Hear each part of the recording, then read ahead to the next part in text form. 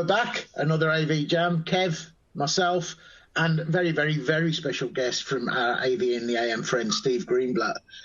What we wanted to do today, Steve, was you did an article which we republished into the AV Jam community about blurring the lines and fostering a new AV industry dynamic. I think the article, if anyone goes and reads the article after the event, stay with it till the end because it sort of starts, but the really cool stuff's at the end of the article, Steve. We need to make sure that the people get to the end of your article, because for me, the stuff that struck home with me came to the end. So what I want to do is just hand the reins, there you go, to you. It's your article. We're talking about your things, staying relevant in the AV industry today. Welcome to the show, mate. Thank you. Thanks for having me. I appreciate being on, and I've followed you guys for a while. And as a fellow podcaster, it's always great to connect with others that are doing these types of things and helping to share knowledge with the industry. So thank you.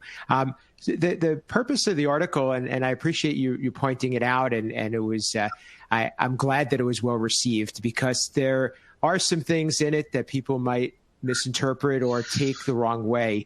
And basically what I was trying to point out is that we've had these silos which have always existed, and there's been these terms that we've used as being an integrator and a manufacturer and a service provider and a programmer, and over the years more have joined the party. We've adopted more, but still our industry looks at a small pool of categories, and if you don't fit into that category, or you really don't have as much of a voice.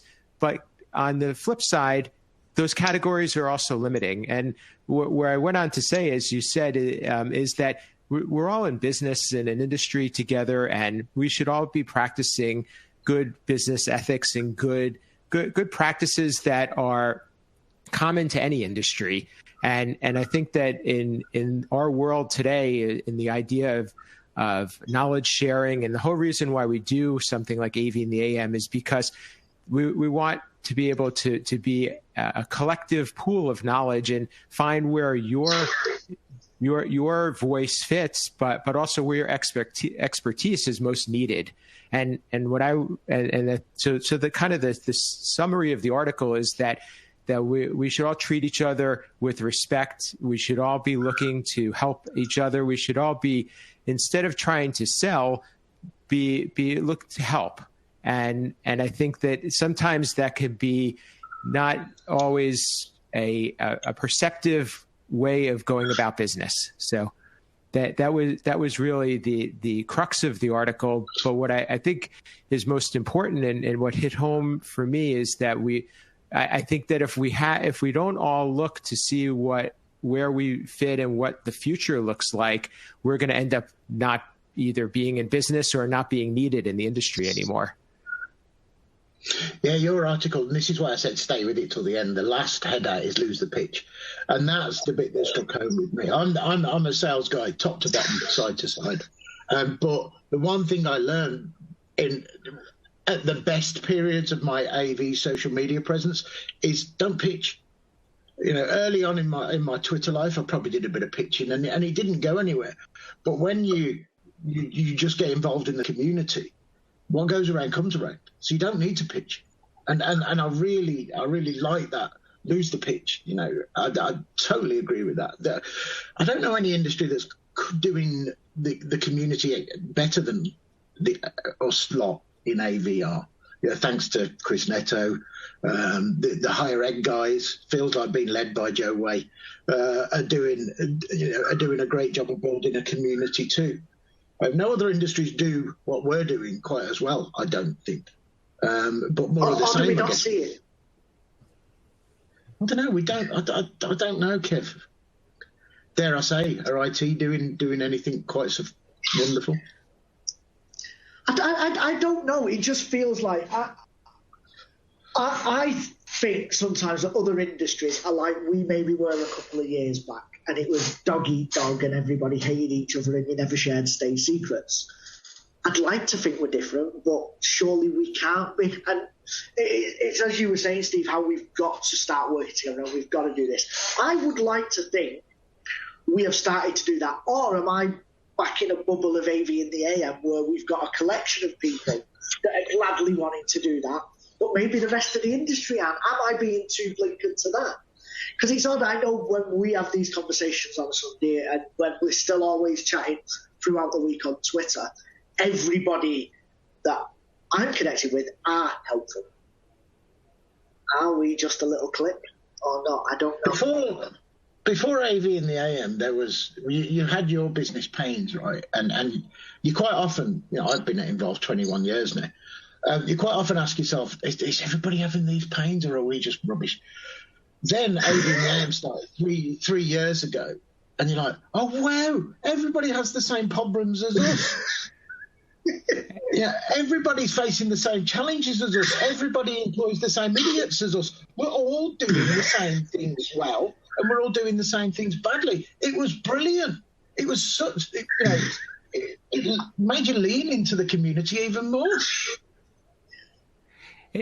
So that speaks to something too that is, I think, a growing trend is putting together masterminds, and I think that comes from the book Think and Grow Rich, where you put business owners together in the collective sum, or even just professionals or individuals, but the collective sum of knowledge and how they help each other through experiences is much better than the sum of the individual parts. And I'm very involved in that, and it's almost like business therapy, because you realize that everybody else has those same problems, and what you're encountering is nothing new. And likely somebody has not only been there, but also been able to overcome it. So let's hear your experience. And that's a great thing. But to what Kev was saying, I think we are in the minority, and I think that this is where the industry needs to head. I think that there's different generations of the industry that exist. Some are pre-internet even, and there needs to be a shift. There needs to be a shift in what and how we do things, because our clients are going to demand it. 100%.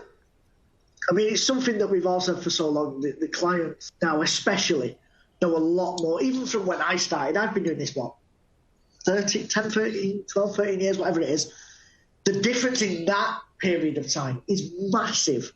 From speaking to somebody the first time who knew very little about very little, know a hell of a lot more now. They already know what they want, and they already know how far down that cycle they want to go. And to the point where a lot of them now, especially, even know the tech that they want, not even the use case, but they know the tech that they want and why. So Noel used to be a great advocate of that, didn't he? Being the purist sales guy. They're further down the buying cycle. They have this thing Noel once said called the internet. They can easily Google and search what's the best product for my problem. They don't need a sales guy to go. And we've heard Joe Way say this only on Twitter today. Stop. You said his name twice. Joe Way. I don't have a show. I know. You get a retweet now, don't we? So he says, "Don't be the cookie cutter." I think today on Twitter. Support us in a way that's right for us. And there was somebody that was absolutely saying the right things that Joe loved, and good for them. We don't sell in education, so good for those guys that are ticking the education. Technology managers are mentioned a lot in the article, Steve, as a breed of people that are different to please. And I think that this is something very new to us, because now you're dealing with clients who are not only clients, but they're colleagues. And it's a weird thing, because they could very easily do a lot of the things that we do. Some choose to do more of it, some choose to do less, but they have the know-how. And I think that it's becoming even a bigger part of the industry that is in that boat. That have the ability to understand, and they're not going to accept something like you just said, something that's cookie cutter or has they want value add. They want us to be bringing something to the table that they don't already have. Yeah. And that goes outside of education as well. We do a lot of work with the NHS, and it goes for those guys too. They've already decided they want a Microsoft Teams room, for example.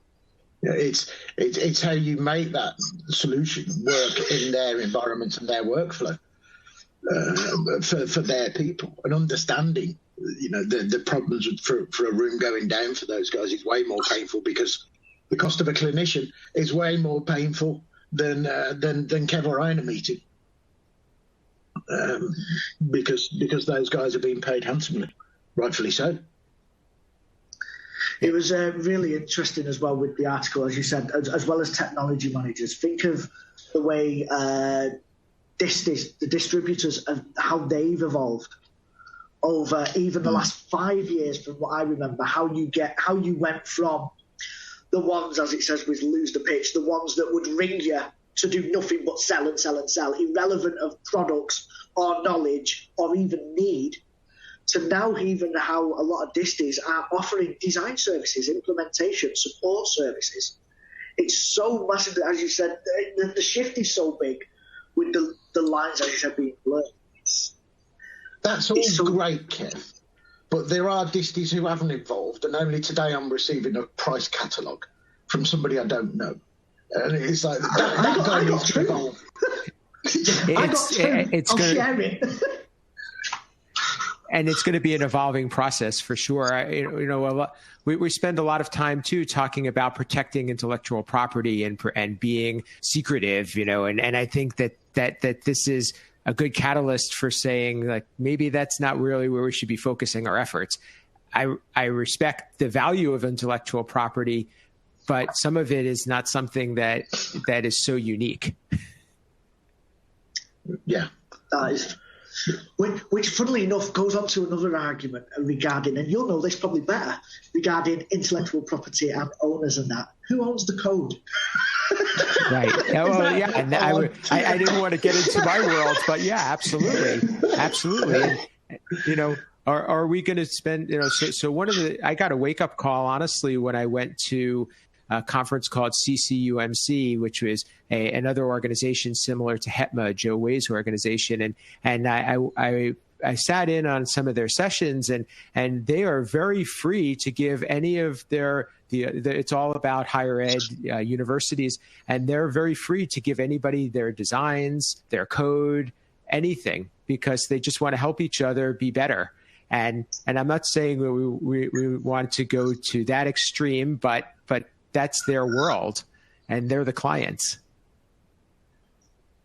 And is that not the reality of it? Maybe is it us that's holding back, as you say, but the end users, the clients, are more than willing to just share alike. And have we got to get into that element that we do have to? As you said, there's got to be potentially some limits. Everyone's in business to be in business and make money, but there's got to be an element as, here's the keys, have a bit of a play. My stance on who owns the code, just to answer your question, is that we turn over code to the client, and if there's something that's very special or very proprietary, we discuss that up front. But it's very rare that we even get into that type of conversation, because it isn't something that is worth having, honestly, the need to have an issue over. Oh, agreed. Yeah. Agreed. Is that a good point for us to sort of find an ending point? How do our friends that are checking in on this show get hold of you, Steve? You've sort of got your own organisation and your own podcasts and everything. You're everywhere.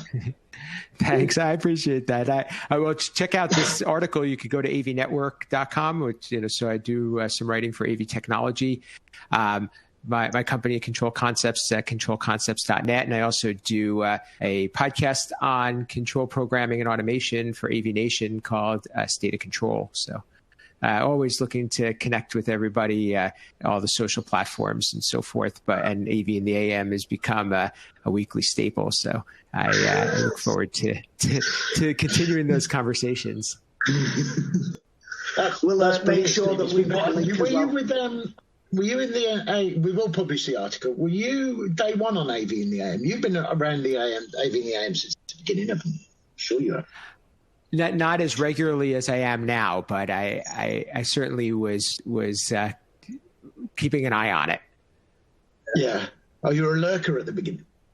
Yes, for sure.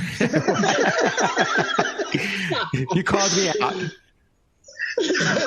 Well, it's I have no idea. I have no idea what it was till you dragged me in. So if anybody is upset that I took part, blame Jason.